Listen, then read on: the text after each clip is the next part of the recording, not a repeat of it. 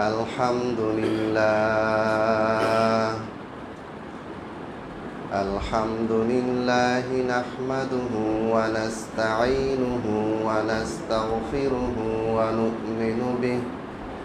ونؤمن به ونتوكل عليه ونعوذ بالله من شرور أنفسنا ومن سيئات أعمالنا من يهده الله فلا مضل له ومن يضلل فلا هادي له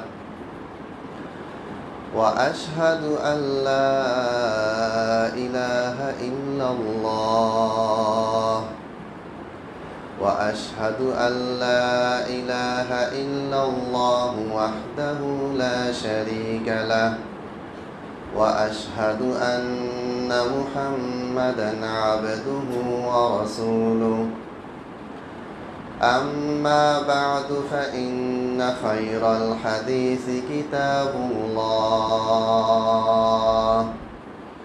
وخير الهدي هدي محمد صلى الله عليه وسلم وشر الأمور محدثاتها وكل محدثة بدعة وكل بدعة ضلالة وكل ضلالة في النار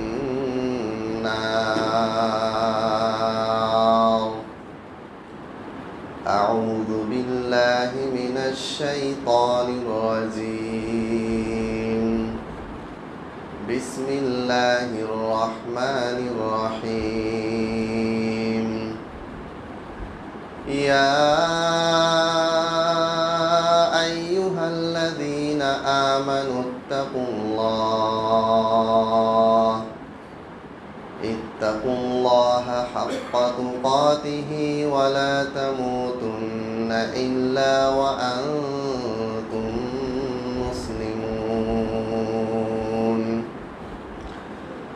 يا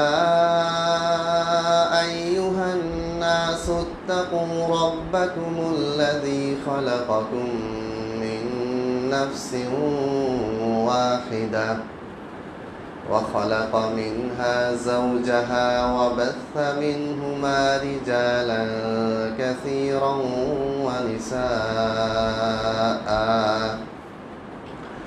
واتقوا الله الذي تساءلون به والأرحام إن الله كان عليكم رقيبا يا أيها الذين آمنوا اتقوا الله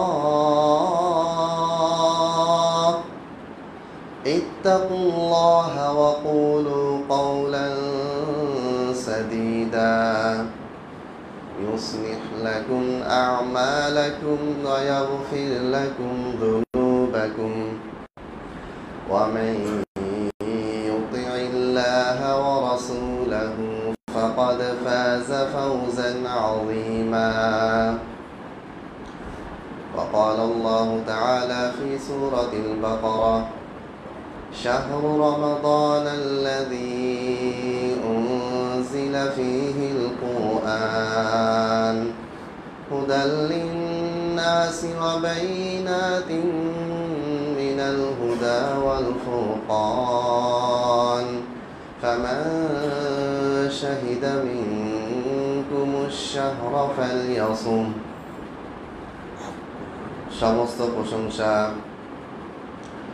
মহান আল্লাহ রাব্বুল আলামিনের জন্য লাখো কোটি দরুদ ও সালাম বর্ষিত হোক সর্বশেষ নবী সর্বশেষ রাসূল সর্বশ্রেষ্ঠ মাখলুক সর্বশ্রেষ্ঠ মানব সর্বশ্রেষ্ঠ হেদায়েতের পথ প্রদর্শনকারী যার ব্যাপারে আল্লাহ তাআলা বলেছেন ইন্নাকা লাআলা খুলুকিন আযীম হে নবী আপনি হচ্ছেন অতীব মহান চরিত্রের অধিকারী, যার ব্যাপারে মহান আল্লাহ রাব্বুল আলামিন বলেছেন ওয়ামা আরসালনাকা ইল্লা রাহমাতাল লিল আলামিন, হে নবী আমি আপনাকে সমস্ত জগতের জন্য, জিন ইনসান মানুষ সমস্ত সৃষ্টি পশু পাখি সবার জন্য আমি আপনাকে রহমত স্বরূপ প্রেরণ করেছি।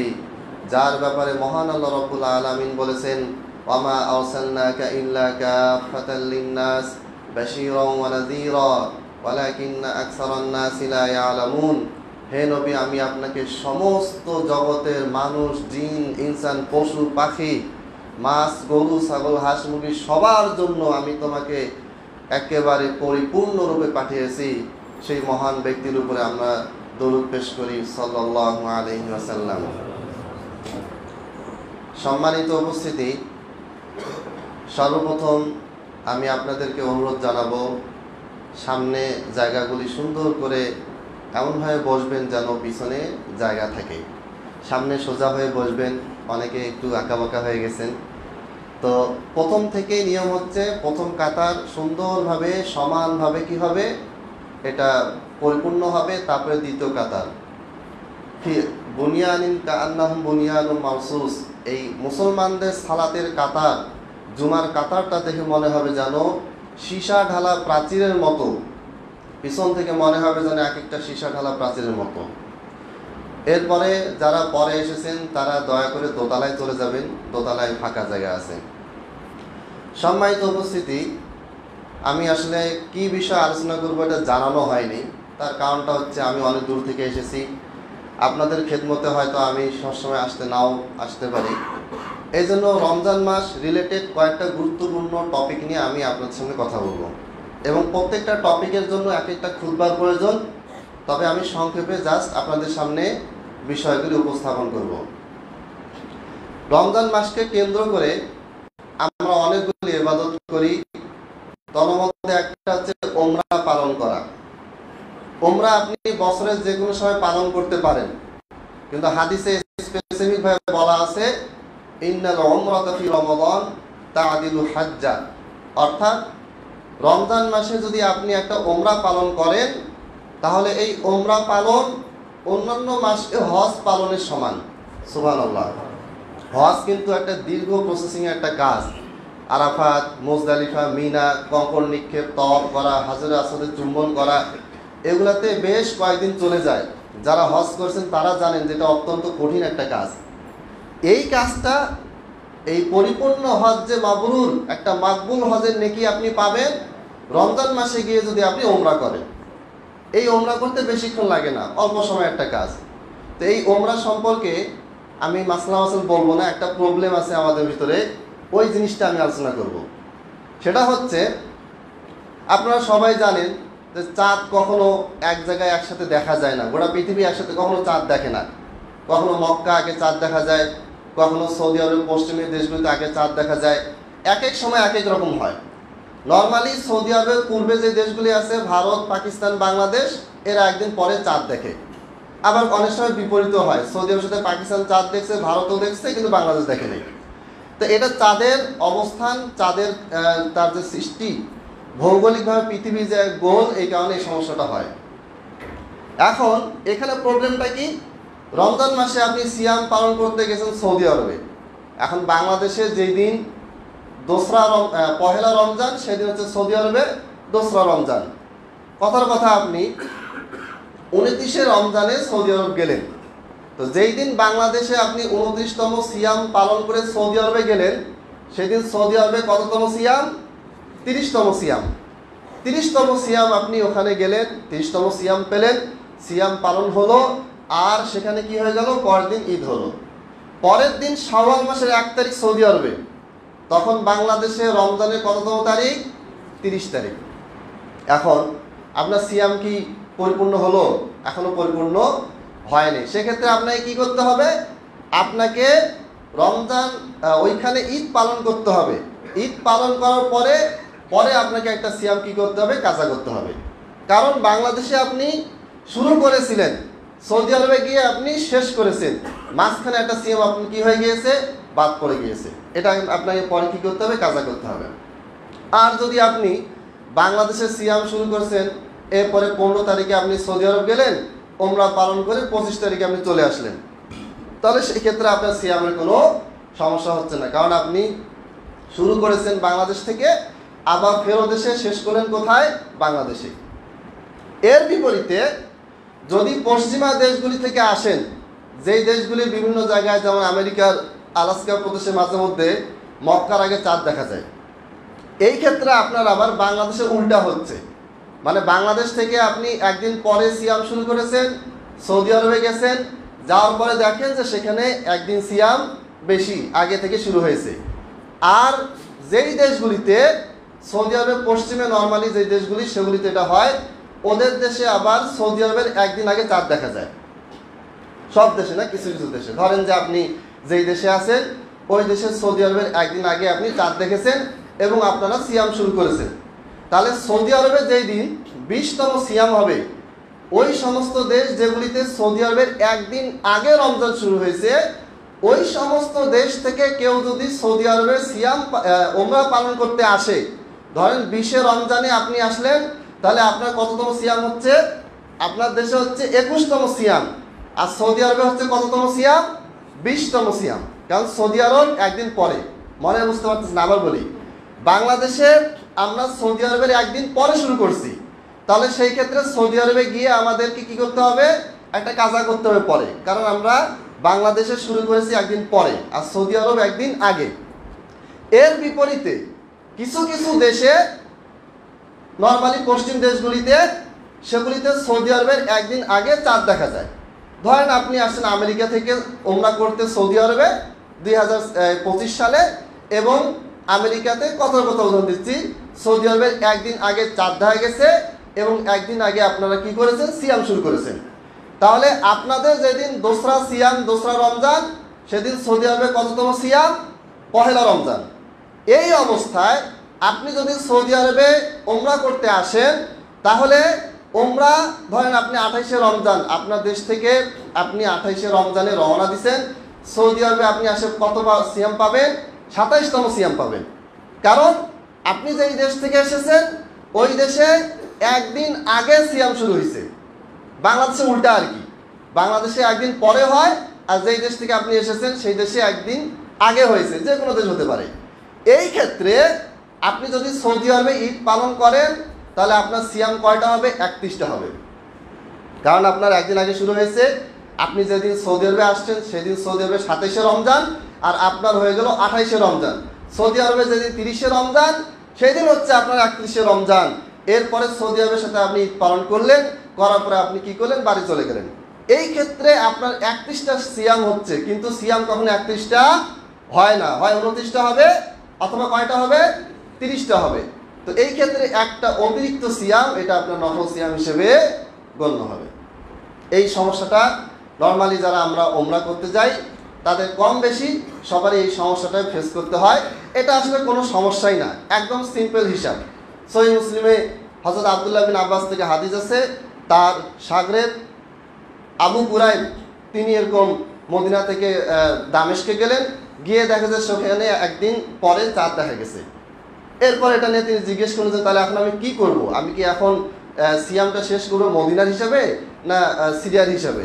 তখন আব্দুল্লাহ বিন আব্বাস বললেন যে তুমি ওখানকার হিসেবেই এই রমজান মাসটা শেষ করবে। হা কাজা আমারনা রাসূলুল্লাহ সাল্লাল্লাহু আলাইহি ওয়াসাল্লাম, আর এমনটাই আমাদের নবী সাল্লাল্লাহু আলাইহি ওয়াসাল্লাম কি করেছেন? আদেশ করেছেন।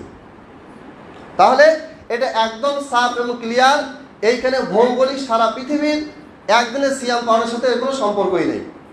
আর আমি যে আয়াতটা পড়েছি, ফামান শাহিদা মিনকুমুশ শাহরা ফালিয়াসুমহু, তোমাদের কেউ যদি এই মাসটা পায় তাহলে সে যেন সিয়াম শুরু করে।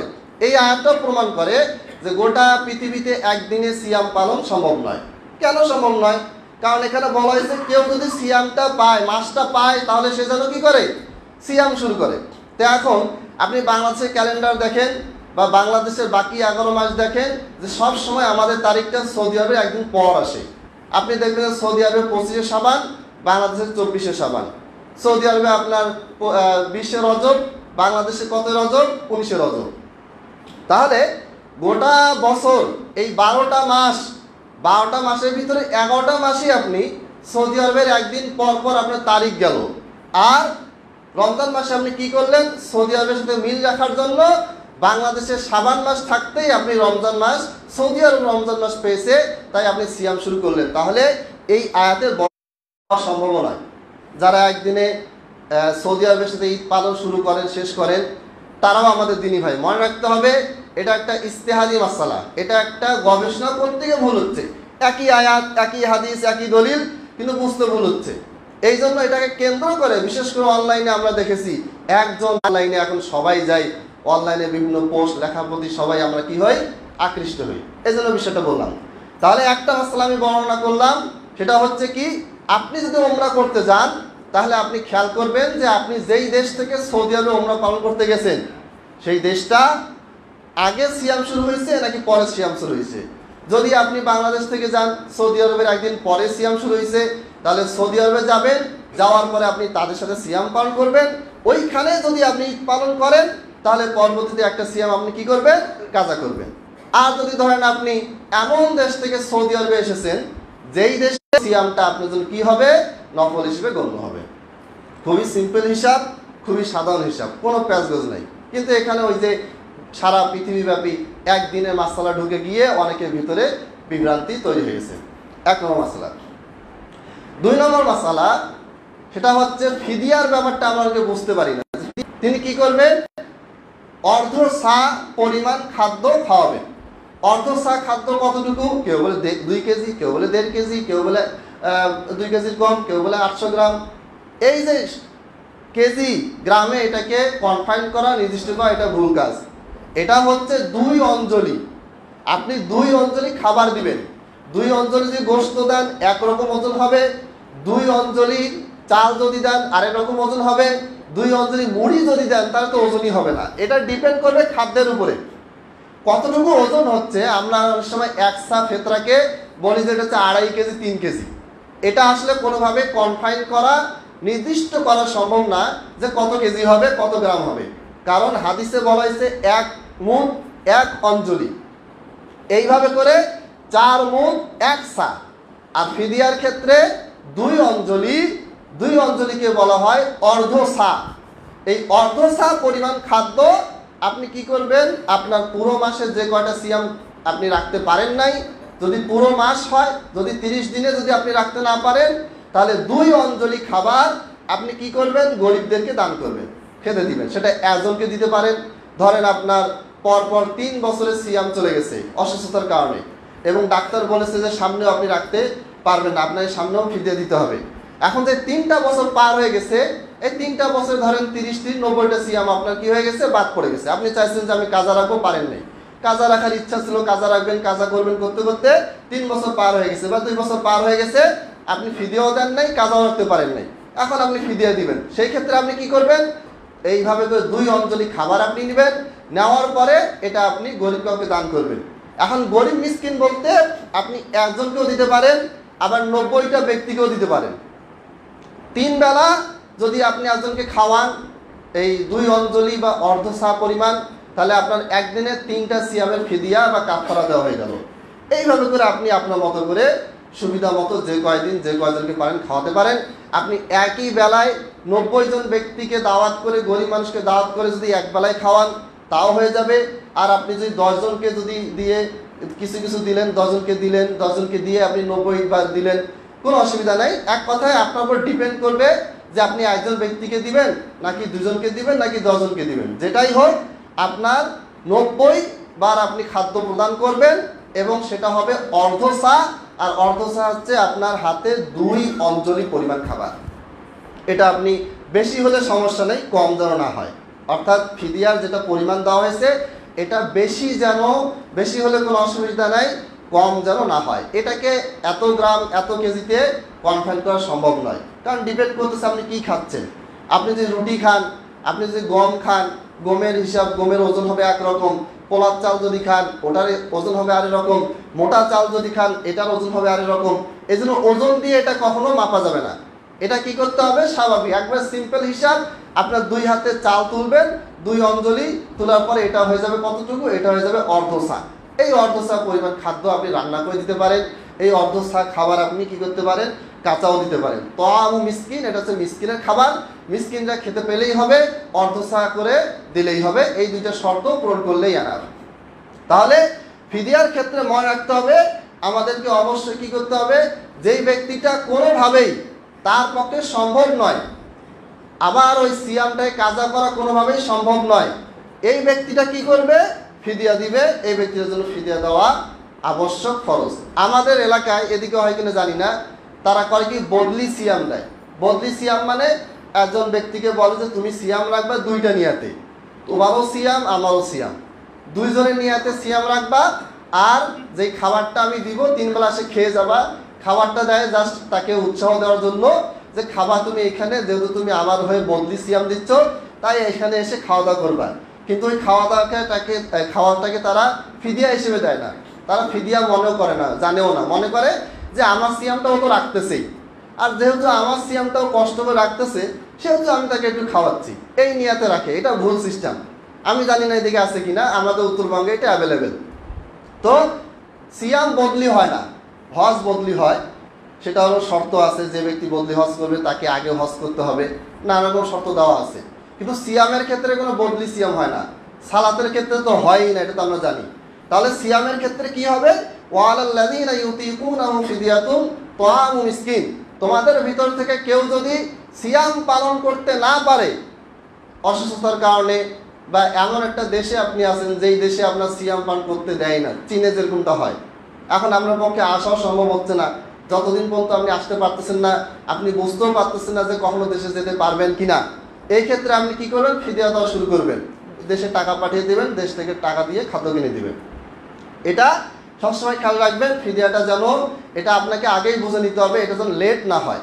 দেখা গেল যে আপনার 2 বছর 5 বছর গেল, আপনি মানে বুঝতেই পারতেছেন না যে আপনি ফিদিয়া দিবেন না কাজা করবেন, ফিদিয়া দিবেন না কাজা করবেন, এইভাবে লেট করা যাবে না। আপনাকে ইনস্ট্যান্ট ডিসিশন নিতে হবে যে আপনি কাজা করতে পারবেন কিনা। যদি পারেন ঠিক আছে, যদি আপনি কাজা করতে না পারেন তাহলে কি করবেন, ডিসিশন নেবেন যে আমাকে এখন থেকেই ফিদিয়া দিতে হবে, এবং ওই মাস যেই রমজানে আপনি উজাড়তে পারতেছেন না বা পর্ব দিতে পারবেন না বলে আপনি নিশ্চিত হয়েছেন, ওই বছর থেকেই আপনাকে কি করতে হবে, রমজান আসবে, রমজানে আপনাকে ফিদিয়া দেওয়া শুরু করতে হবে।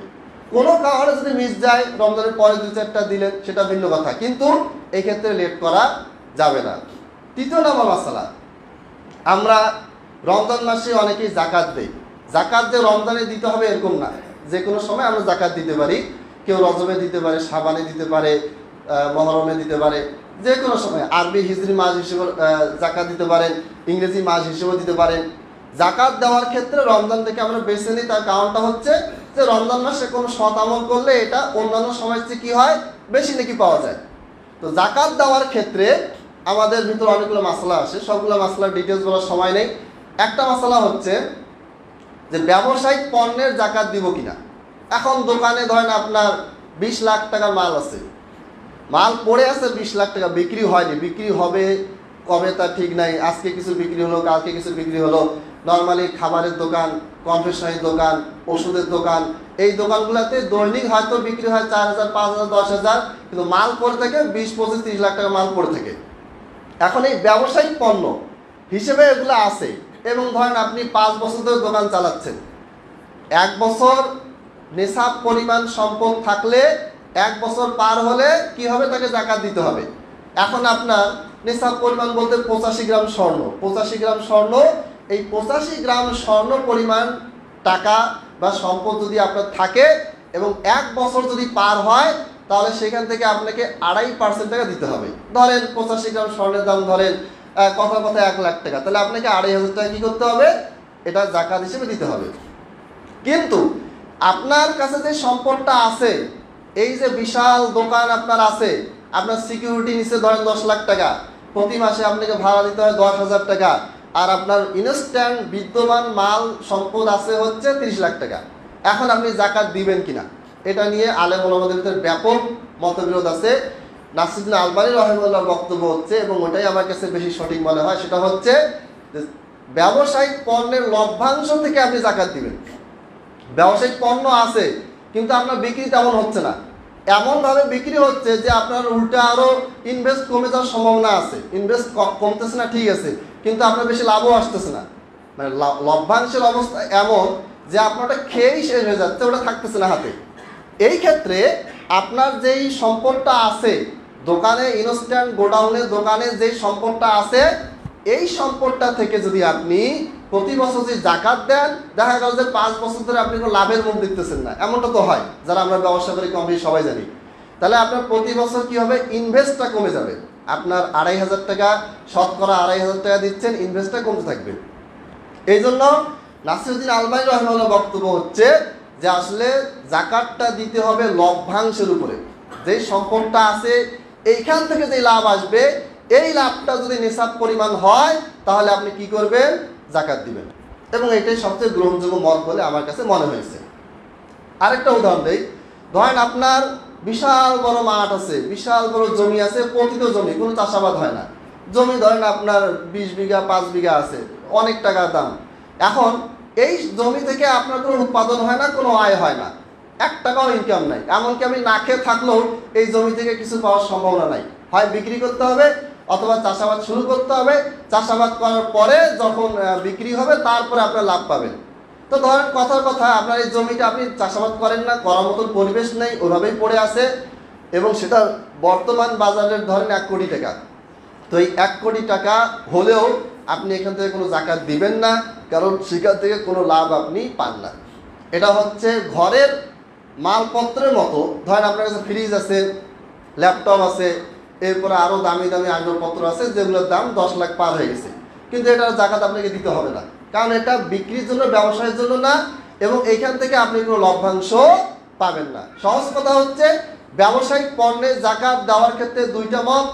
একদল আলেমের বক্তব্য হচ্ছে যে ব্যবসায়িক পণ্য যদি লাভ হোক আর না হোক, লাভ হোক লস হোক, ব্যবসায়িক পণ্য যদি আপনার 1 বছরের বেশি থাকে এবং নেশাব পরিমাণ 85 গ্রাম স্বর্ণের যেই দাম ধরেন 5 লাখ, বা এটা তো আপ ডাউন করে, 5 লাখ ধরেন, 5 লাখের বেশি টাকার সম্পদ আপনার দোকানে আছে, আপনার গোডাউনে আছে, এবং 1 বছর পার হয়ে গেছে, এই ক্ষেত্রে আপনার লাভ হোক বা না হোক আপনাকে জাকাত দিতে হবে। 2.5% কি করতে হবে, টাকা আপনাকে জাকাত দিতে হবে। এটা একদল আলেমের মত।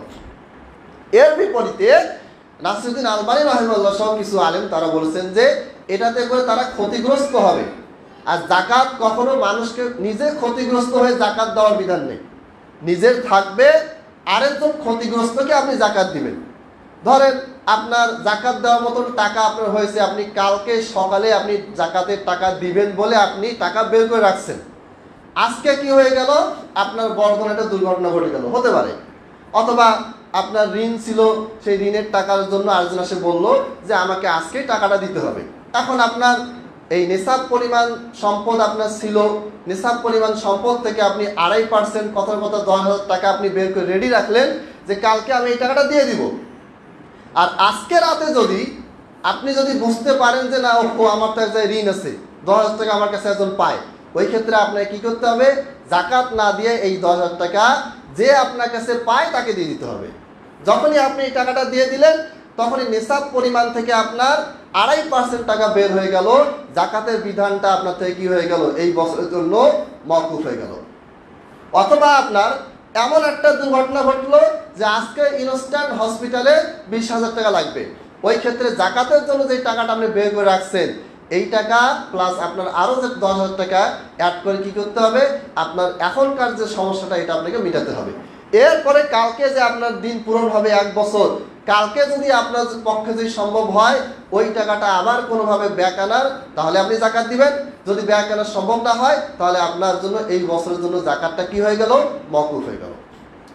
তাহলে জাকাত এই যে যতগুলি বিধান আছে এই বিধানগুলির সাথে এটাও রিলেটেড, যে ব্যবসায়িক পণ্যের ক্ষেত্রে আপনার যতগুলি পণ্য আছে, যতগুলি প্রোডাকশন আপনি করতেছেন বা পণ্য কিনে বিক্রি করতেছেন, যেটাই করেন না কেন, এই ক্ষেত্রে আপনার কি হবে, ওই সম্পদটা বিক্রি হবে, লভ্যাংশ আসবে।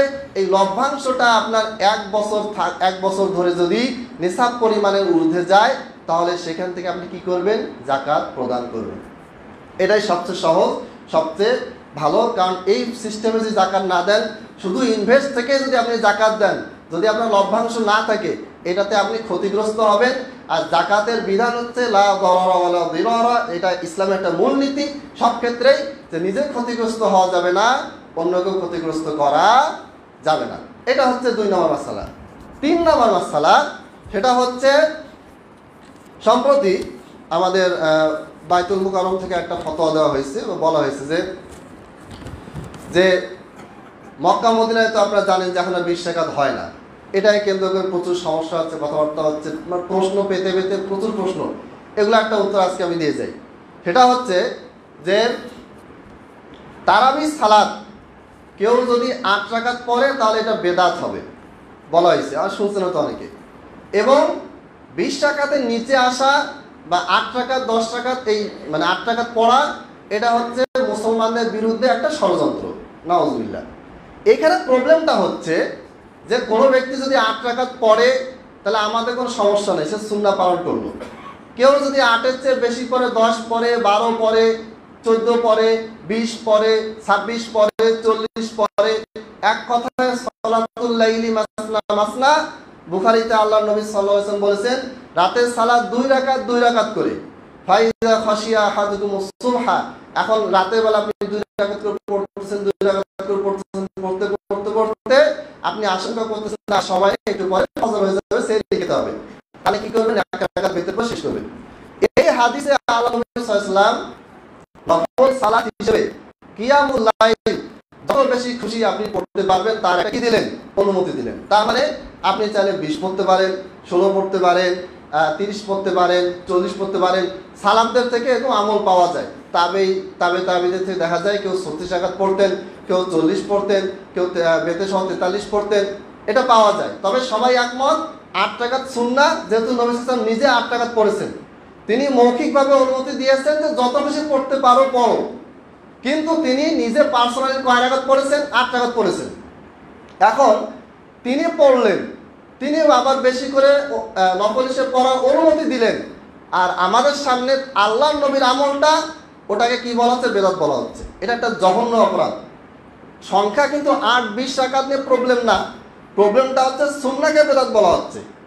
আর বেদাতকে কেউ যদি সুন্নাহ বলে সে স্পষ্ট গোমরাহির মধ্যে আছে। আল্লাহ তাআলা আমাদেরকে বুঝার তৌফিক দান করুন এবং গোমরাহ থেকে হেদায়েতের দিকে আসার তৌফিক দান করুন। এখন এইখানে যেটা সংশয় সেটা হচ্ছে, বর্তমানে এই যে আমাদের অনেক হানাফি মাযহাবের অনুসারী আলেম ওলামারা, তারা বড় আলেম, আমরা তাদেরকে সম্মান শ্রদ্ধা করি, তারা 8 রাকাতকে বেদাত বলার কারণে, এবং তারা একটা কথা বলেন যে 1857 সালে মানে রানী ভিক্টোরিয়া ব্রিটিশ আমলের আগে কেউ 8 রাকাত পড়ে নাই পৃথিবীতে। এখন কেউ শুনছেন কিনা? কেউ 8 রাকাত ব্রিটিশ আমলে আগে পড়ে নাই, ব্রিটিশ আমলের পরে 8 রাকাত চালু হয়েছে। এই কথা তাদের মুখে, তাদের বইতে সবসময় আমরা দেখতে থাকি, যার কারণে আমাদের অনেক দিনই ভাই যারা নতুন আহলে হাদিস হয়েছেন বা সহিহ হাদিসের আকীদার অনুসারী হয়েছেন, তাদের ভিতরে যে কনফিউশন যে ব্রিটিশ আমলে রানী ভিক্টোরিয়ার সময় আহলে হাদিসের জন্ম, আর এরা 8 রাকাত চালু করছে, এর আগে নাকি 8 রাকাত নাই, এটা কেমন কথা? এটা তাদের ভিতরে একটা কি হয়ে গেছে? কনফিউশন তৈরি হয়ে গেছে। আমি হানাফি মাযহাবের বড় আলেমদের বইগুলি তো নিয়ে আসা সম্ভব না, তাদের বক্তব্যগুলি নিয়ে আসছি, তাদের থেকে আমি আপনাদেরকে কিছু কথা শোনাবো, এটা প্রমাণ করার জন্য যে হানাফি মাযহাবের বড় বড় আলেম ওলামারা তারা 8 রাকাতকে সুন্নাহ বলে গেছেন অনেক আগেই। এদের দাবি যে 1857 সালের পরে ব্রিটিশদের আমলে কি হয়েছে? 8 রাকাত নামক একটা আমল চালু হয়েছে। এর আগে পৃথিবীতে কোথাও 8 রাকাতের কোনো আমল ছিল না। ঠিক আছে, ভালো কথা। তাদের ঘরের, তাদের মাযহাবের বড় বড় ইমামরা কি বলে গেছেন সেটা জাস্ট আমি পড়ে শোনাবো।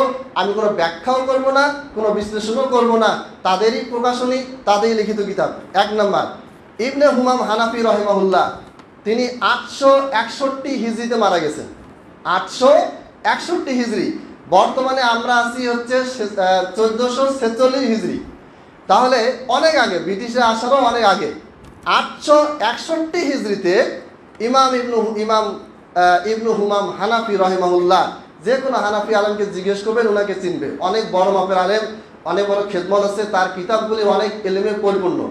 তার একটা বই আছে ফাতুল কদির শরহে হিদায়া, এই কিতাবে তিনি বলেছেন ফাতাহসুলু মিন হাযা কুল্লি, আর এই সমস্ত আলোচনা থেকে এই জিনিসটা প্রতীয়মান হয়। আগে উনি অনেক আলোচনা করেছেন, আলোচনার শেষে সারাংশ টেনেছেন, আন্না কিয়ামা রমাদানা রমজান মাসের কিয়াম, তারাবি বলেন, তাহাজ্জুদ বলেন, যেটাই বলেন না কেন, এশার পর থেকে নিয়ে ফজর সেহরির আগ পর্যন্ত এই যে কিয়াম যে আমরা করি, সিয়াম সালাতটা যে আদায় করি, এই সালাতটা কয় রাকাত সুন্নাত?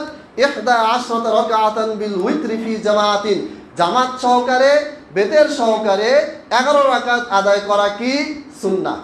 স্পষ্টভাবে তিনি সুন্নাহ বলেছেন। 11 রাকাত, 11 রাকাতান মানে হচ্ছে 11 রাকাত, 3 রাকাত বেতের, 8 রাকাত তারাবি।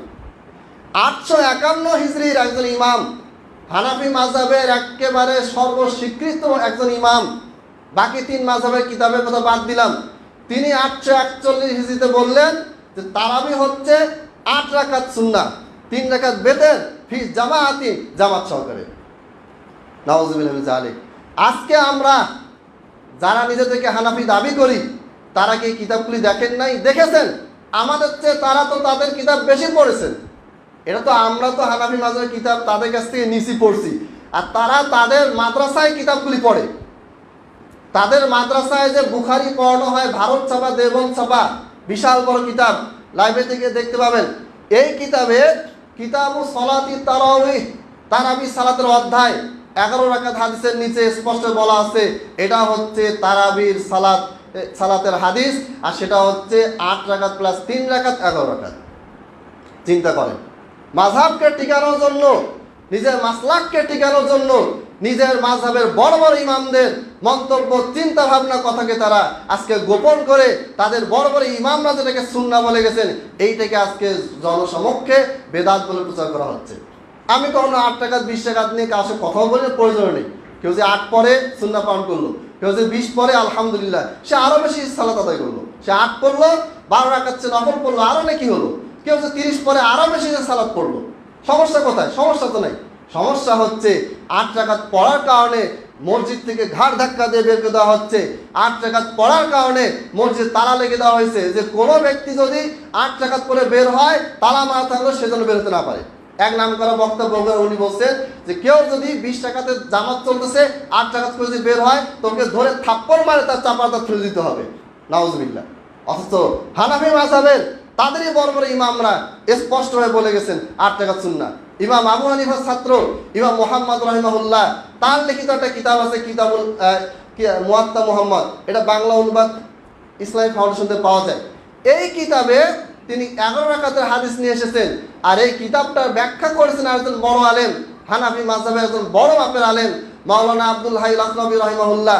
তিনি বলেছেন এই যে 11 রাকাতের হাদিস ইমাম মুহাম্মদ রাহিমাহুল্লাহ যে উল্লেখ করেছেন, এইটা হচ্ছে রমজানের তারাবির হাদিস, 8 রাকাত প্লাস 3 রাকাত পেতেন। ইমাম আবু হানিফার ছাত্র ইমাম মুহাম্মদ, এনাদের নাম বললে ওরা মাথা নোয়া ফেলে, পারলে সেজদা দেয়।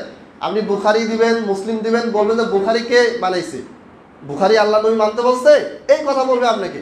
আর হানাফি মাযহাবের ইমামদের কিতাব দেখাবেন, মুখস্থ। ও আমাদের মাযহাবের আকাবিরদের সেখানে কোনো কথাবার্তা বলে না, কারণ ওখানে তাদের শ্রদ্ধাটা বেশি কাজ করে। সম্মানিত উপস্থিতি, সময় অনেক কম। এরপরে আরেকটা রেফারেন্স শেষ করব। 1233 হিজরিতে মারা গেছেন সৈয়দ তাহতাবি হানাফি রাহিমাহুল্লাহ। তিনি তার হাসিয়া তাহতাবি আলা দুরুল মুখতার, দুরুল মুখতার হচ্ছে হানাফি মাযহাবের অত্যন্ত প্রসিদ্ধ একটা কিতাব। ইসলামিক ফাউন্ডেশন সম্ভবত এটার অনুবাদও আছে। সেখানে বলা হয়েছে লিআন্নান নবী সাল্লাল্লাহু আলাইহি সাল্লাম লাম ইউসাল্লিহা 20 বাল সামানি, আল্লাহ নবী সাল্লাল্লাহু আলাইহি সাল্লাম তিনি 20 রাকাত পড়েন নাই, তিনি কয় রাকাত পড়েছেন? সামানিয়া, 8 রাকাত পড়েছেন। এই কিতাবগুলি আমাদের কাছে আছে, যে কেউ দেখতে চাইলে আমরা দেখাতে পারবো, কোনো অসুবিধা নেই। কিন্তু এটা এত বেশি স্পষ্ট যে তারাও জানে, কেউ যদি জেগে থেকে ঘুমের ভান করে তাকে আপনি জাগাতে পারবেন না। আর কেউ যদি ঘুমে থাকে, প্রকৃতপক্ষে যে ঘুমে থাকে, তাহলে আপনি তাকে জাগাতে পারবেন। আল্লাহ তাআলা আমাদেরকে কোনটা সুন্নাহ, সুন্নাহকে সুন্নাহ মনে করা এবং বেদাতকে বেদাত মনে করার তৌফিক দান করুন, আমিন। সুন্নাহকে বেদাত মনে করা, বেদাতকে সুন্নাহ মনে করা, এটা বড় একটা গোমরাহি। অর্থাৎ এটার মানে হচ্ছে যে ইসলাম আপনাকে দিছে এটা, আপনি ওটাকে বেদাত বলতেছেন। ইসলাম যেটাকে নিষেধ করছে ওটাকে আপনি কি মনে করতেছেন? সুন্নাহ মনে করতেছেন। তাহলে আল্লাহ দা ওহির বিপরীতে আমি চলে যাচ্ছি। ওহি বলতেছে এটা সুন্নাহ, আর আমি বলছি বেদাত। ওহি বলতেছে এটা হচ্ছে বেদাত, আমি বলছি সুন্নাহ। তাহলে কি হয়ে গেল? কন্ট্রাডিকশন হচ্ছে না? এই কন্ট্রাডিকশন, এই ধরনের গোমরাহি থেকে আমাদেরকে বেঁচে থাকতে হবে। রমজান মাস এমন একটা মাস, এই মাসেও এসে যদি আমরা এইরকম মিথ্যাচার করি, এই মাসেও যদি আমরা মানুষকে গোমরাহ করার জন্য চেষ্টা করি, এই মাসেও এসে যদি আমরা মিথ্যা বিভ্রান্তকর তথ্য দিয়ে জনগণের ঈমানকে হরণ করার চেষ্টা করি, তাহলে এর চেয়ে দুর্ভাগা আমি আর আমার মতো দুর্ভাগা আর কেউ হবে না যদি আমি এই কাজে লিপ্ত থাকি। আল্লাহ তাআলা আমাদেরকে বুঝার তৌফিক দান করুন। আমিন। ওয়া আখিরু দাওয়ানা আনিল হামদুলিল্লাহি রাব্বিল আলামিন।